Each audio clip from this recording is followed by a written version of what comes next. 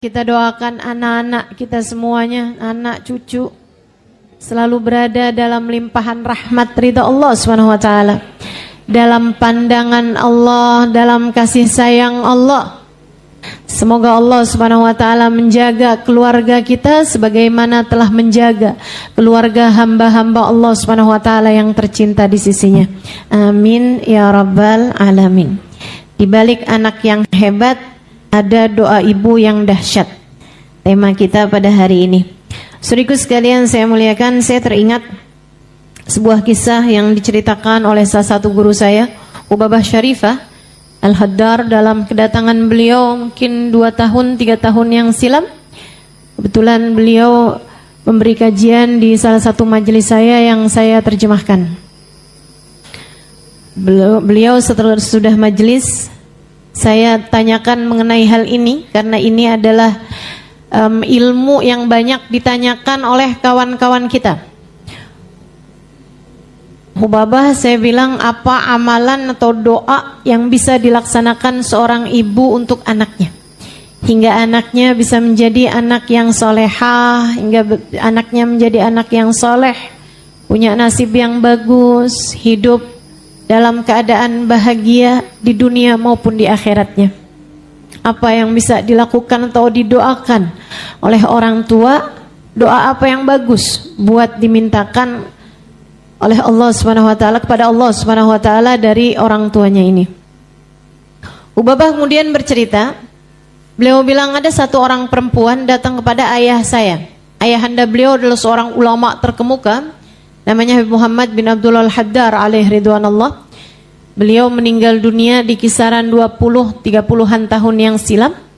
Meninggal di Mekah dan dikuburkan di Ma'la. Sesudah mungkin sekitar 10 tahunan dari beliau meninggal. Itu kan biasa tuh, kalau di Mekah kuburan kan ditumpuk.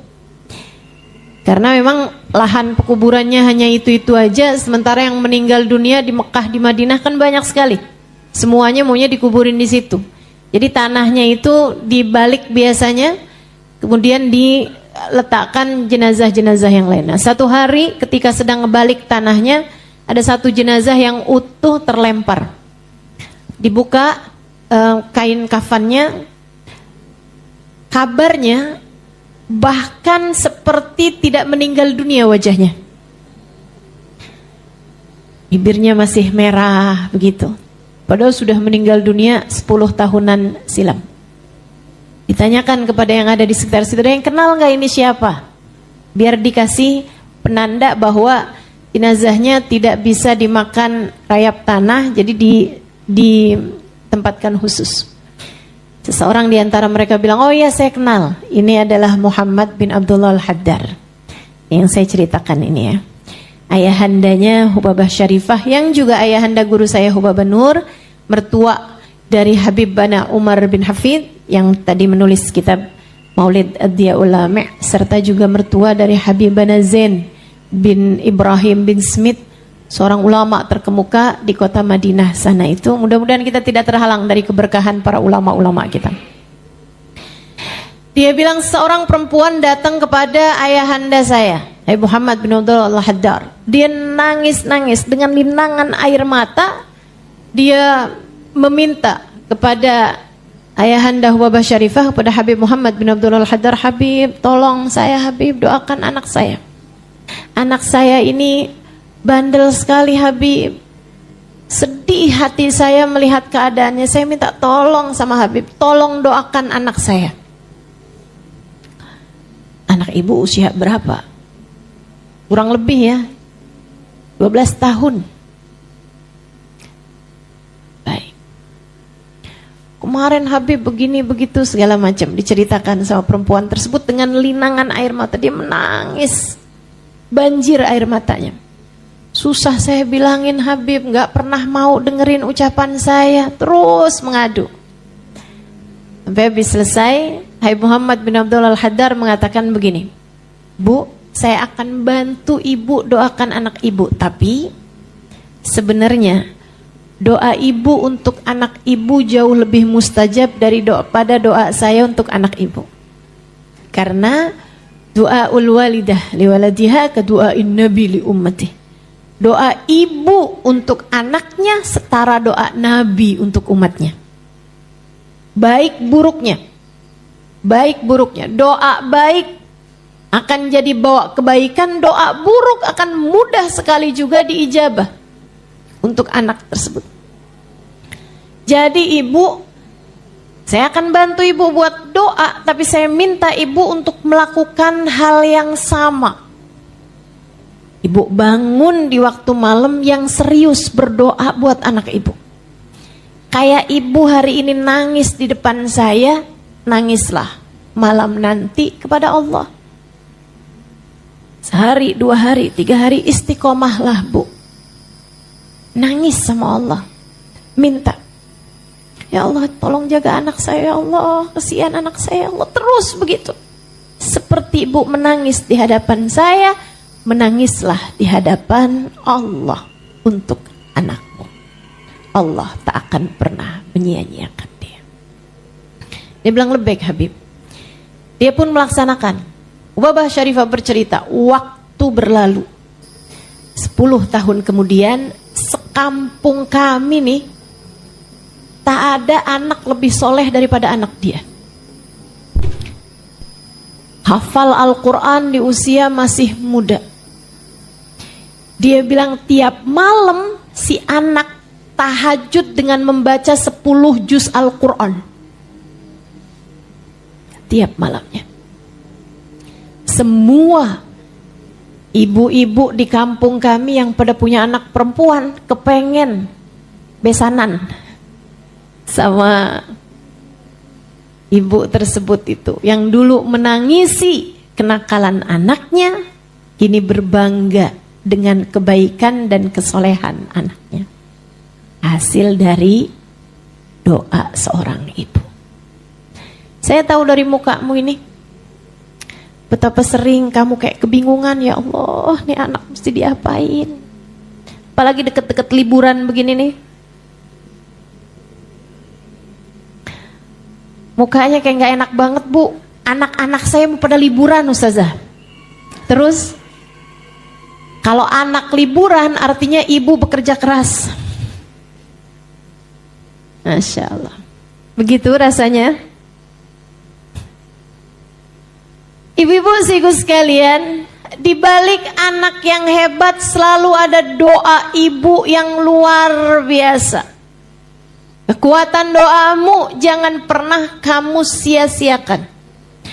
Baik doa baik ataupun doa buruk. Bu, saya pernah juga, ini sekedar pengalaman, berbagi pengalaman. Ada saya jumpa seseorang yang dia punya anak, empatnya gak ada yang benar.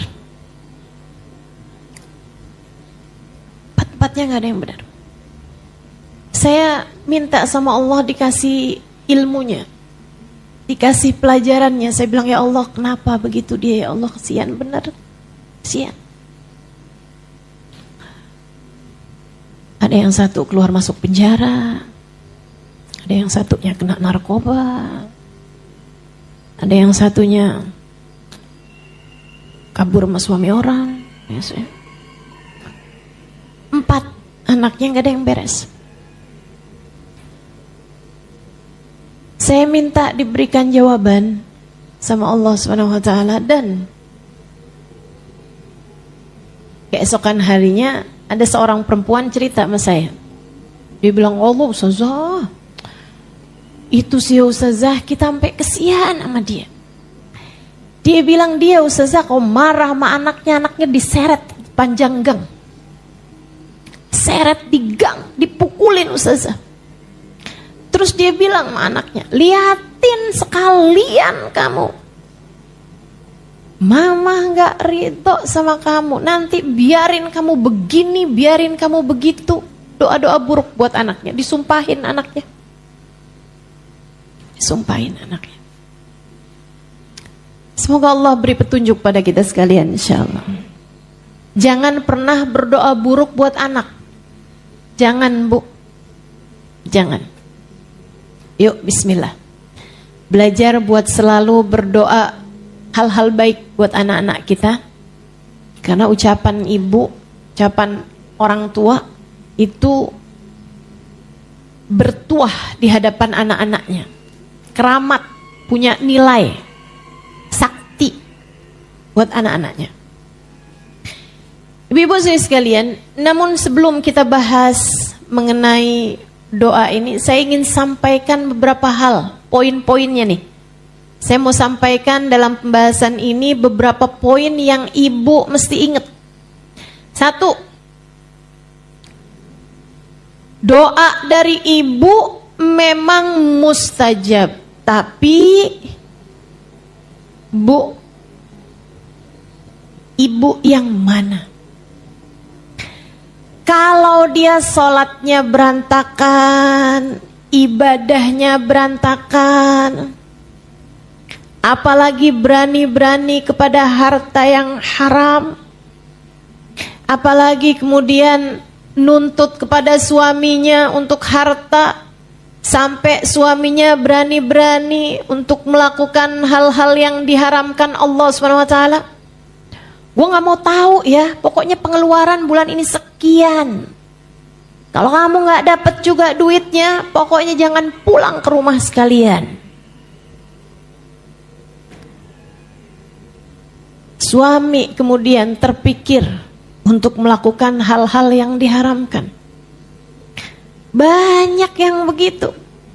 Apalagi kalau modelan ibunya ini lemah lembut gitu, ngebujukin suaminya, nggak apa-apa kali Pak, suap-suap dikit Pak, nggak apa-apa kali Mas, kayaknya semua orang juga ngerjain kayak begitu. Iya, bohong-bohong dikit mah, Allah Maha tahu. Nah emang Allah Maha tahu. Justru karena Allah Maha tahu, seharusnya kamu jadi takut. Allah Maha tahu kebutuhan kita, Pak. Ya Allah juga Maha tahu bagaimana seharusnya kamu mencari rezeki yang halal. Jangan sampai suamimu akhirnya berani bohong, berani ngambil harta yang haram. Saudaraku sekalian, saya muliakan Sayyidina Syekh Abu Bakar Syata dalam kitabnya I'anatul Talibin ala Syarhi Fathil Mu'in di bab-bab awal mengenai doa. Beliau mengatakan, inna lid-du'a bab. Doa itu ada pintunya, ada gerbangnya. Wa huwa aklul halal. Gerbangnya doa adalah makanan halal, adalah konsumsi atau apapun dari barang-barang yang halal. Ibu-ibu sekalian yang saya muliakan, jangankan makanan. Nabi Muhammad SAW bercerita, man ishtara thawban bi'ashr darahim dirham minha min haram. Siapa yang membeli baju dengan harga 10 dirham, 1 dirhamnya terdiri dari sesuatu yang haram, 10%. Beli baju harga 1 juta, 100 ribunya dari duit haram, Allah tidak akan mengijabah doanya selagi baju tersebut ada padanya. Allah tak akan mengijabahnya selagi baju tersebut ada padanya. Saudariku sekalian yang saya muliakan, dalam hadis yang lain disebutkan, kalau saya nggak salah ingat, hadis nomor 4 dari kitab Arba'in An-Nawawiyah, juga ada di dalam kitab Riyadhus Shalihin karya Sayyidina Syekh Al-Imam An-Nawawi alaihi ridwanullah. Hadis sahih, Nabi kita Muhammad sallallahu alaihi wasallam bercerita. Katanya Nabi Muhammad sallallahu alaihi wasallam, rajul yutilus safar as'ath aghbar madda yadayhi ila sama. Kata Nabi, ada seorang laki-laki kusut, perjalanan panjang, bajunya dekil, madda yadahu ila sama, mengulurkan tangannya ke arah langit. Wa qala ya Rabb ya Rabb. Dan dia berkata, ya Allah, ya Allah, ya Allah, berdoa dengan sungguh-sungguh pada Allah Subhanahu wa taala. Bu, Nabi menyebutkan banyak sekali sebab-sebab doa mustajab. Yutilus safar, musafir. Doanya musafir itu mustajab. Doanya musafir mustajab. As-as aghbar, dalam keadaan yang menyedihkan.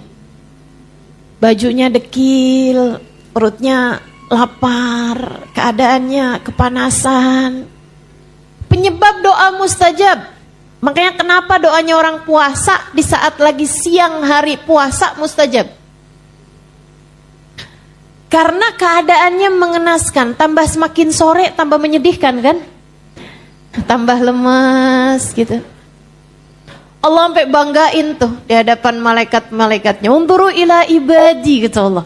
Liatin tuh hamba-hambaku tuh. Lemas-lemas, lapar-lapar gitu kan. Mereka nggak mau makan, padahal pengen makan. Taraku ta'amahum wa syahwatuhum min ajli. Kata Allah, mereka meninggalkan makan minumnya karena aku, fahum indi kaba'dikum.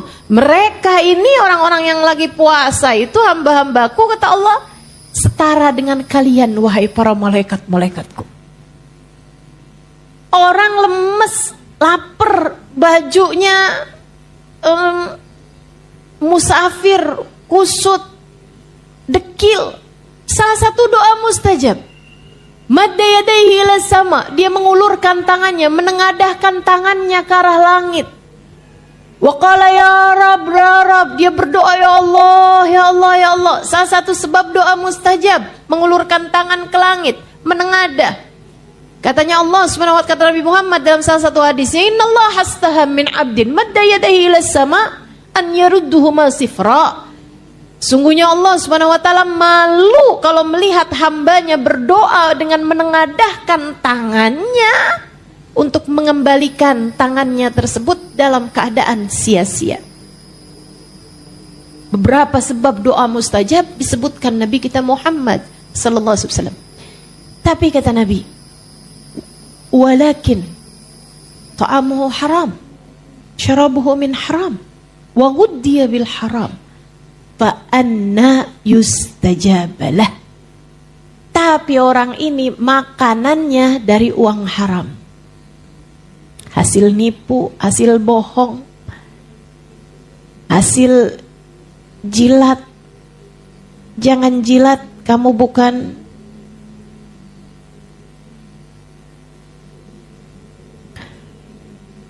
hasil korupsi, hasil innalillahi wa inna ilaihi raji'un, atau hasil dari transferan suami orang.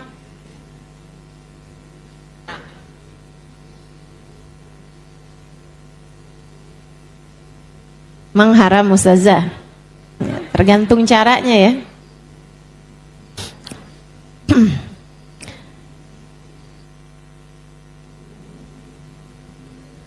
Kalau ada emang urusan ini kan lain lagi tuh.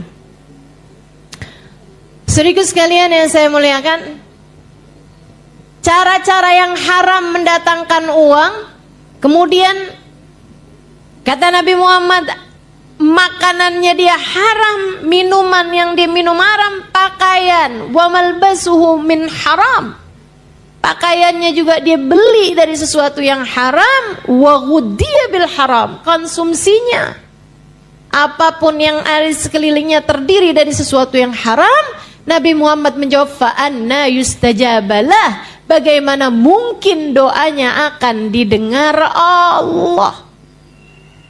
Doanya nggak akan didengar sama Allah Subhanahu wa ta'ala. Itu poin, Bu, hati-hati. Kamu tentu berharap bisa mendoakan anak-anakmu sehingga itu jadi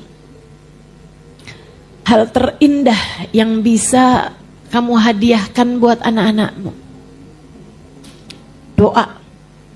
Dapatilah dari ibumu doa, dapatilah dari ayahmu nasihat. Dengan keduanya, seorang anak dapat melewati apapun yang ada di atas muka bumi ini. Rintangan kehidupan seorang anak, jalan hidup seorang anak jadi lancar ketika dia mendapatkan keduanya.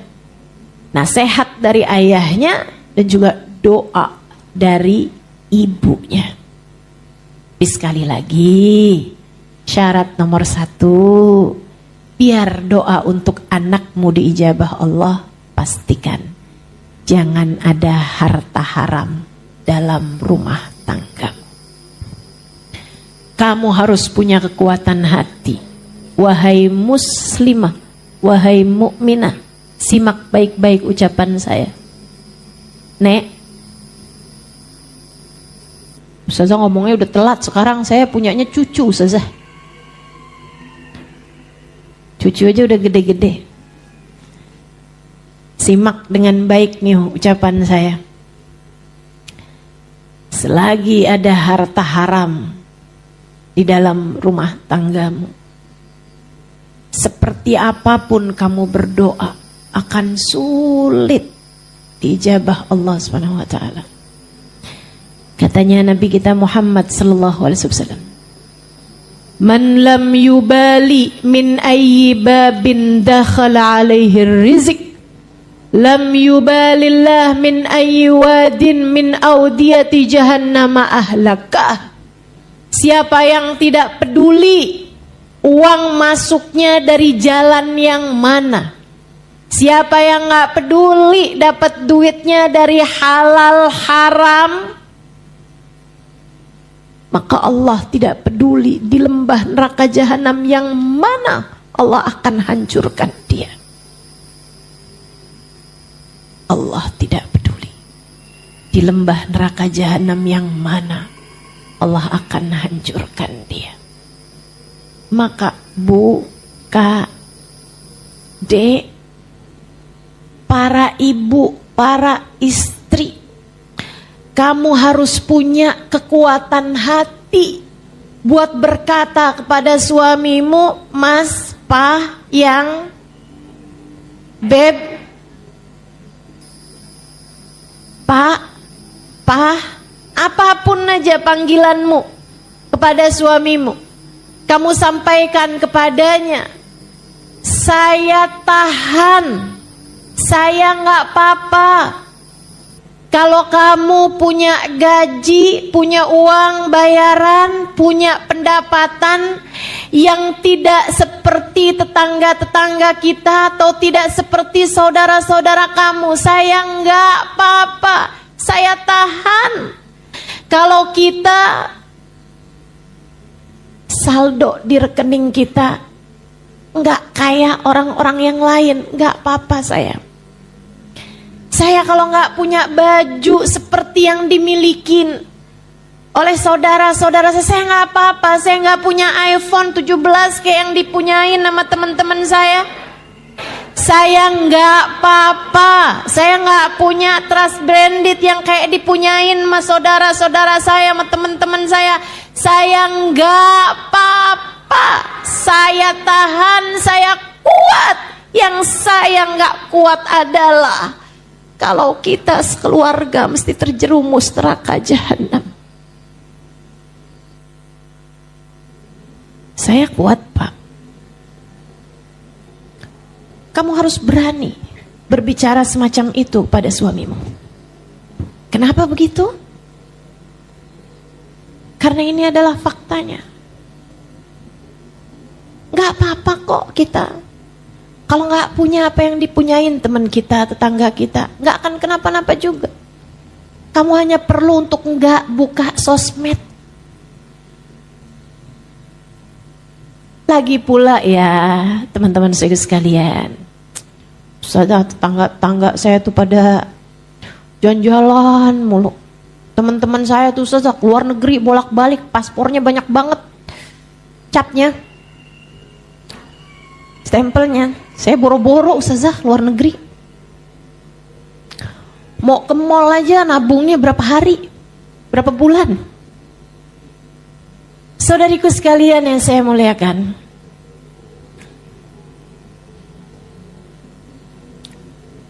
gak apa-apa, gak punya apa yang dimiliki orang.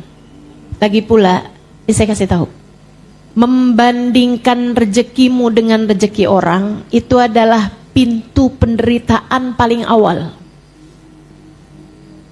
Kalau kamu pengen hidup kamu menderita, gampang banget, bandingin aja terus.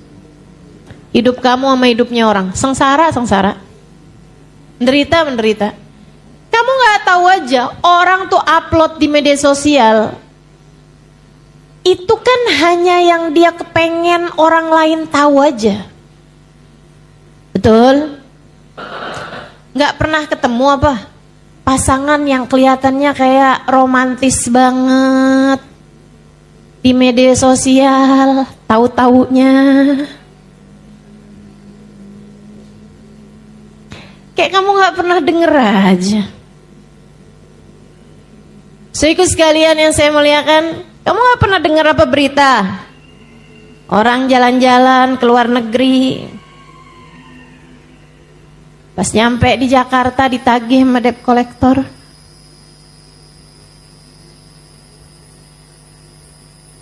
Lagi pula kadang-kadang jalan-jalan ke luar negerinya sekali, tapi bawa bajunya berapa koper, biar kelihatannya banyak banget gitu. Di satu tempat aja sampai bolak-balik ganti baju. Ada tuh yang begitu. Di sini mudah-mudahan nggak ada ya, tapi nggak tahu saya.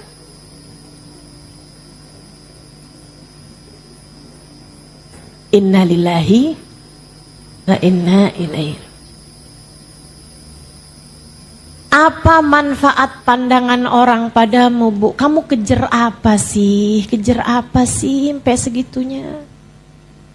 Saya kasih tahu. Kamu kejar apa? Sampai segitunya?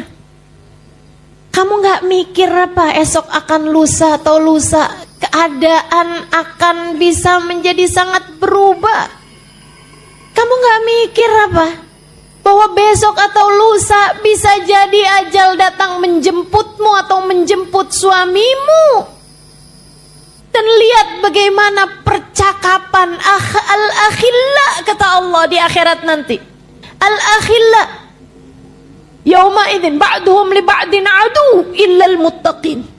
Orang yang saling sayang menyayangi di dunianya, suami, istri, anak-anak, saling sayang di dunianya sampai mau melakukan apapun demi untuk menaikkan istilah mereka harkat martabat keluarga, sampai berani-beraninya terhadap yang haram. Allah bercerita hari itu di akhirat mereka saling salah menyalahkan satu sama lain. Istrinya bilang sama lakinya, saya udah sayang sama kamu waktu di dunia, sekarang gara-gara kamu nih kita semuanya akhirnya keseret dalam neraka. Suaminya bilang, bukannya kebalik, gara-gara kamu saya sampai menghalalkan segala macam cara buat dapetin uang karena tuntutan kamu itu. Karena kamu pengen punya ini, pengen punya itu, gak mau terima sama ibu ini, sama ibu itu. Persaingan, kamu gak ada puas-puasnya sama saya waktu di dunia. Nih saya kayak gini mesti harus masuk ke dalam neraka gara-gara kamu tahu. Suami menyalahkan istri, istri menyalahkan suaminya, belum lagi anak-anak yang akan menyalahkan orang tuanya. Sehingga Nabi Muhammad bercerita, terkadang ada orang yang masuk ke dalam neraka karena ia ditarik oleh orang-orang yang paling dia sayangi waktu di dunia.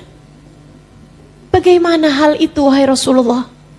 Para sahabat bertanya. Nabi Muhammad berkata, kalian cintai anak kalian, kalian cintai keluarga kalian, hingga kalian berani-berani terhadap aturan Allah SWT demi untuk cinta kalian kepada anak-anak kalian.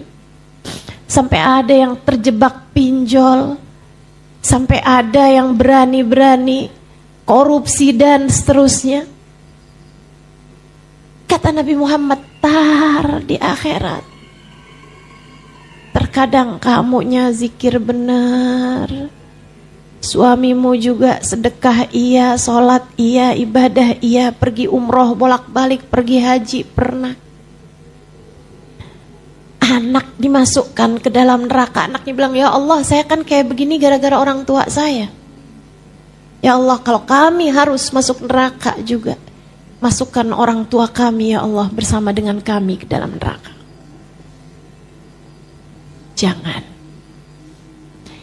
Jangan biarkan senjatamu yang paling ampuh untuk anakmu habis, hilang, hanya karena kamu yang tidak tahan terhadap godaan duniawi. Pastikan jangan berani sama harta yang haram. Tapi kami memang kesulitan Ustazah, Bu. Ustazah gak tahu mungkin rasanya kesusahan ekonomi. Saya pernah tinggal di sebuah negara 4 tahun lebih. Sepertinya saya punya uang dengan saya gak punya uang, banyakan saya gak punya uang. Ibu-ibu sekalian yang saya muliakan. Tapi Bu, punya uang atau gak punya uang, yang jalanin hidup itu bukan uang. Yang jalanin hidup adalah hati kita. Karenanya sering saya sampaikan kepadamu, sesedikit apapun uangmu cukup untuk membiayai hidup. Tapi sebanyak apapun uangmu gak akan pernah cukup untuk membiayai gaya hidupmu. Maka Bu, Kak, Dek, kalau pengen hidupmu tenang jangan banyak gaya. Serius saya sampaikan padamu. Jangan banyak gaya. Sesuaikan aja. Tenang, nilai kamu tuh gak ada pada gayamu kok, enggak. Bu, enggak. Nilai dirimu itu ada pada bagaimana Allah memandangmu. Ada pada cinta, hormat, kasih sayang dari orang-orang yang ada di sekelilingmu. Mohon maaf, semiskin apapun kalian. Nih, para istri dengerin saya.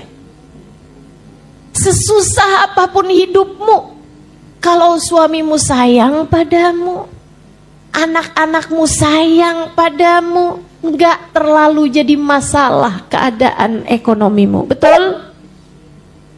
Tapi secantik apapun kamu, semancung apapun hidungmu, semahal apapun perawatan wajahmu, sebagus apapun pakaianmu, sebanyak apapun stempel di paspormu,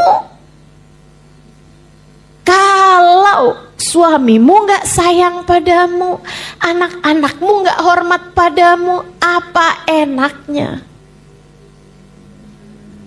Betul? Saudaraku sekalian yang saya muliakan, ayo dibenerin pola pikirmu terhadap kehidupan. Saya menyampaikannya karena saya tahu saya juga perempuan seperti halnya dirimu. Jangan kamu dikelabuhi oleh apa yang orang-orang luar sana sampaikan yang belum tentu sesuai dengan apa yang diajarkan baginda kita Nabi besar Muhammad. Permasalahan hidup perempuan kalau cantik beres urusan. Siapa bilang? Enggak begitu. Saya ubah caramu berpikir. Sebesar apapun permasalahan hidup seseorang perempuan, ia bisa selesai kalau pemilik alam jagat raya mencintainya. Kalau Allah Subhanahu wa ta'ala mencintaimu, semua permasalahan tidak ada. Semua permasalahan kehidupan menjadi ringan belaka. Yuk, kejar yang kekal. Kejarnya yang kekal. Kejarnya yang abadi. Bahagia dunia hingga akhirat nanti. Jangan mau dikelabuhi. Jangan mau tertipu. Saya menyampaikan karena kasihan padamu. Hidup cuman segini-gininya aja. Sebanyak apapun uangmu gak akan pernah bisa menghalangkan satu rambutmu untuk beruban. Sebanyak apapun saldomu tidak bisa meringankan sakit jika harus datang. Kayak apapun kamu, tidak ada yang bisa mengubah sedikit pun takdir yang telah Allah Subhanahu wa taala tetapkan untukmu. Dan sebanyak apapun saldomu tidak bisa menunda 1 jam bahkan 1 menit pun dari waktu kematian yang telah Allah Subhanahu wa taala tetapkan. Maka apapun yang tidak kamu bawa mati, jangan bela mati-matian. Apapun yang tidak kamu bawa mati, jangan kejar mati-matian. Saya menyampaikan ini dari hatimu. Maka masukkan ini ke dalam hatimu. Yang di luar-luaran sana menyampaikan sesuatu, belum tentu dari hati mereka. Belum tentu karena sayang padamu. Mereka mungkin mengejar sesuatu hal, berharap kamu menjadi komoditas, berharap kamu menjadi target market mereka, saudariku sekalian. Berdasarkan ego ketika mereka membuat iklan, ketika mereka membuat promo dan seterusnya. Tapi saya hari ini menyampaikan dari hati saya, berdasarkan ilmu yang selama ini saya dengar dari guru-guru saya, para hamba-hamba tercinta di sisi Allah SWT, ulama-ulama yang membawa syariat agama ini sebagai pewaris dari Nabi. Karenanya dengarkan saya, yang tidak kamu bawa mati, jangan kejar mati-matian. Yang tidak kamu bawa menuju akhirat nanti, gak usah kejar habis-habisan. Jangan. Tinggalkan harta yang haram, jangan berani-berani. Ucapan ini Allah yang mengizinkanmu untuk mendengarnya, yarhamukillah. Ucapan ini Allah yang perkenankan dirimu untuk mendengarkannya. Jangan sampai ia menjadi sia-sia ketika kamu tidak mengamalkannya. Pastikan rizki yang masuk padamu adalah rizki yang halal. Sehingga doamu untuk anak-anakmu menjadi doa yang mustajab. Yang nomor 2, dari poin yang harus saya sampaikan padamu, Bu, doa itu iyyaka nasta'in. Sebelum iyyaka nasta'in, hanya kepadamu aku mohon pertolongan, ada iyyaka na'budu. Sebelum iyyaka nasta'in harus ada iyyaka na'budu. Kepadamu kami beribadah ya Allah, dan kepadamu kami mohon pertolongan. Ibadahmu, doamu akan Allah dengar ketika kamu menjadi sebaik-baik ahli ibadah. Kalau sholat kamu berantakan, kalau puasa kamu berantakan, kalau aurat kamu terbuka-buka, kalau segala macam dosa-dosa masih kamu lakukan, punya suami tapi pacaran sama suami orang, saya harus sampaikan walaupun itu sesuatu yang memalukan. Ini zaman udah jadi kayak aneh banget buat saya. Saudariku sekalian yang saya muliakan, ini kalau hal beginian gak saya yang sampein, siapa coba? Betul? Saudariku sekalian yang saya muliakan, hal-hal yang haram. Hal-hal yang haram. Kalau kamu nggak tinggalkan, kamu tidak melaksanakan apa yang Allah Subhanahu wa taala inginkan. Bagaimana mungkin kamu berharap Allah memberi padamu apa yang kamu inginkan? Kerjakan dulu, bayar dulu, baru kamu dapat. Saudara sekalian yang saya muliakan, harus iyyaka na'budu dulu, baru iyyaka nasta'in. Ayo, ibadahnya yang benar. Ibadah itu dua, kerjain perintah, jauhi larangan. Kita semua udah tahu. Jadi kalau malam-malam jam 10 malam suamimu udah tertidur di sampingmu, ada kamu masih lagi lihat scroll Instagram, ada DM yang masuk, apa kabar? Udah makan belum malam ini? Dari seorang mantan yang kamu temui waktu reunian.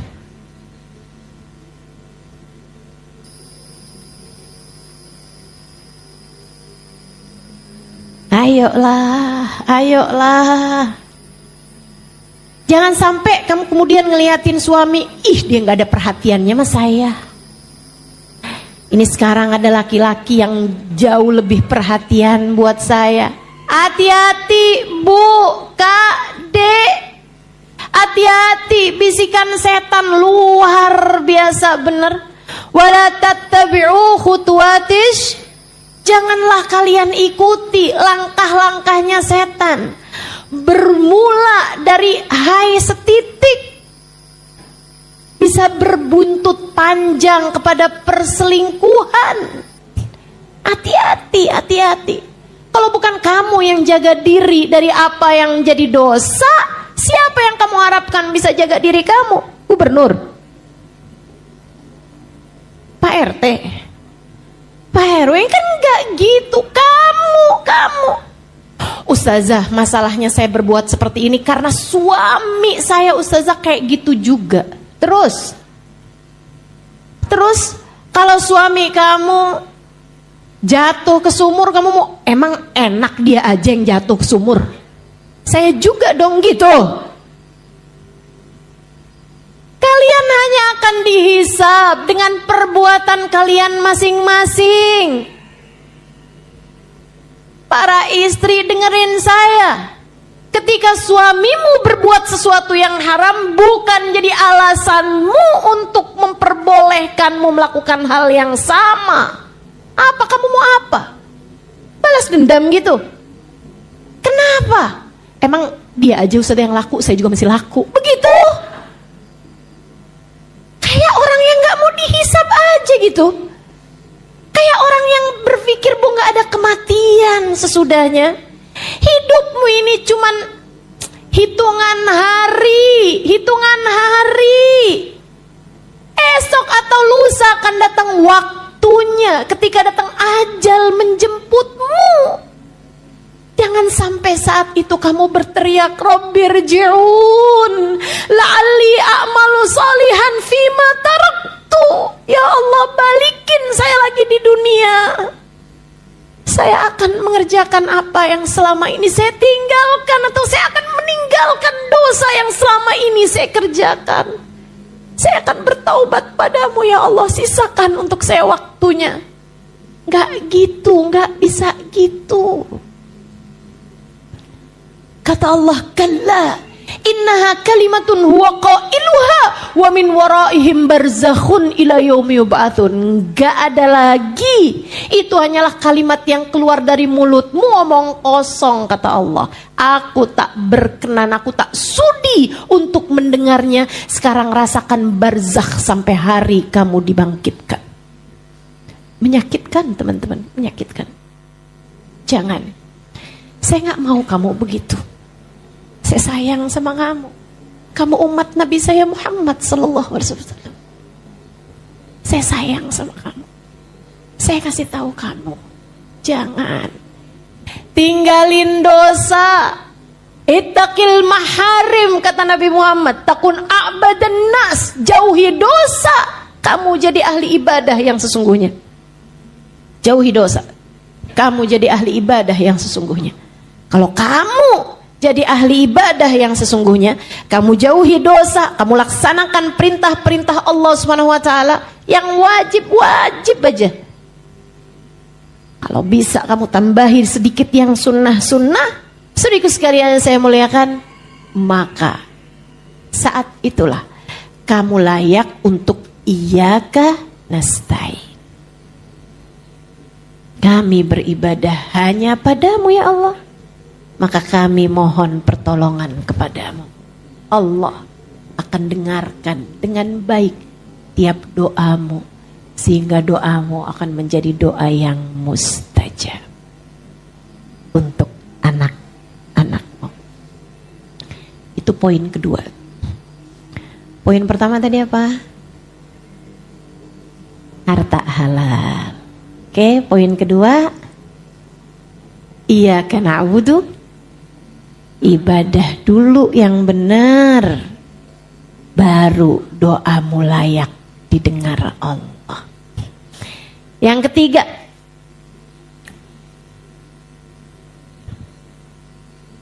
doa itu adalah kasih sayang kamu pada anakmu. Maka tunjukkan pula dengan cara yang lain.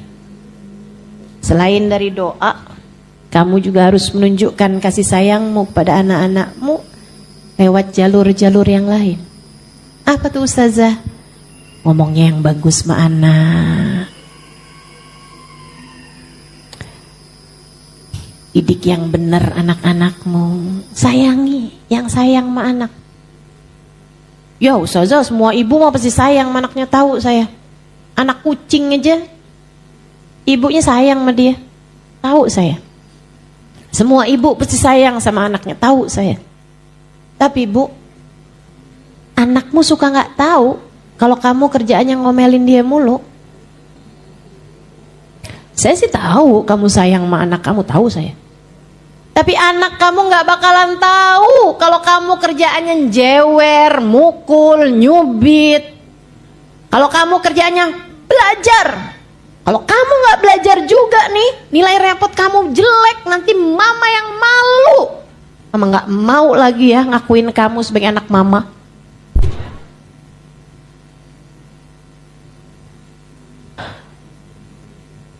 Kaget saya.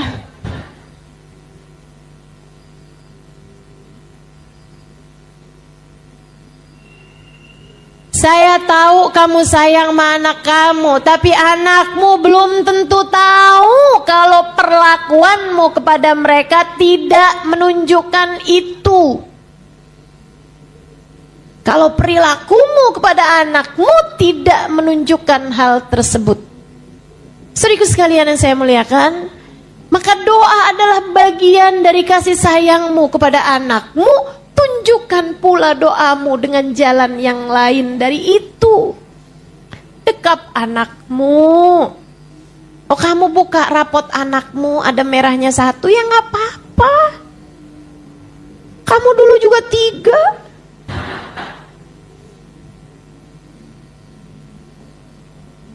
3. Gak apa-apa. Enggak harus jadi anak yang sempurna untuk bisa kamu sayangi, Bu. Bukankah kamu pun juga bukan ibu yang sempurna bagi anakmu? Kenapa kamu berharap lebih dari anak-anakmu? Bukankah kamu pun juga punya banyak kekurangan-kekurangan dalam mendidik anak-anakmu? Ayolah. Nih hari kayaknya saya banyak ngomel ini.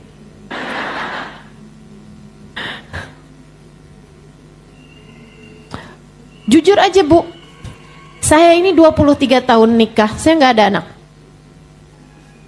Saya dulu bilangnya saya belum ada anak, sekarang kayaknya saya udah tua. Jadi saya bilangnya kayak mulai ganti nih, saya nggak ada anak. Ibu-ibu sih sekalian yang saya muliakan, kalau kamu tanya, Ustazah pengen nggak punya anak? Pengen. Bahkan dari bulan pertama saya nikah, saya udah tes pack. Kurang apa coba? Kalau kamu tanya doa, wah saya tentu berdoa. Meskipun saya yakin. Seperti katanya Sayyidina Ali bin Abi Thalib, untuk urusan dunia ya bagaimanapun ini kan anak bagian dari urusan dunia. Kata Sayyidina Ali, ketika doa saya diijabah, saya senang 1 kali. Saya bahagia, senang saya 1 kali. Jadi ketika doa saya tidak diijabah, saya senang 2 kali. Kenapa gitu wahai Sayyidina Ali? Sebab Allah memberi kepada saya apa yang Allah mau, bukan apa yang saya mau. Insyaallah.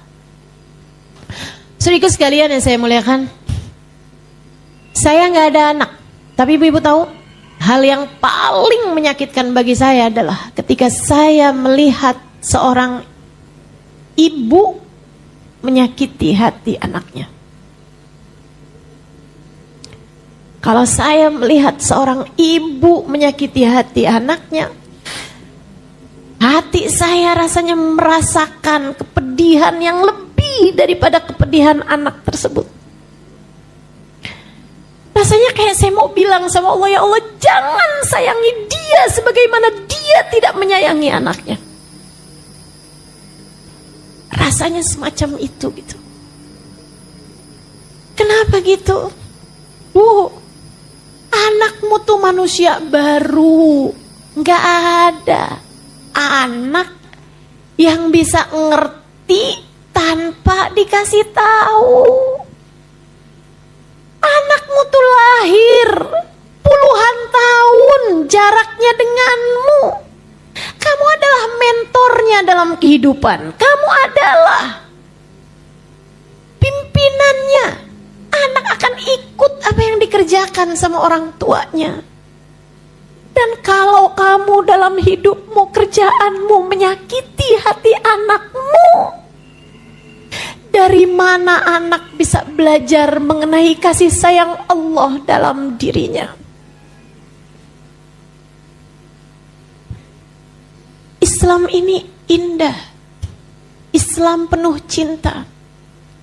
Cinta Allah kepada hambanya.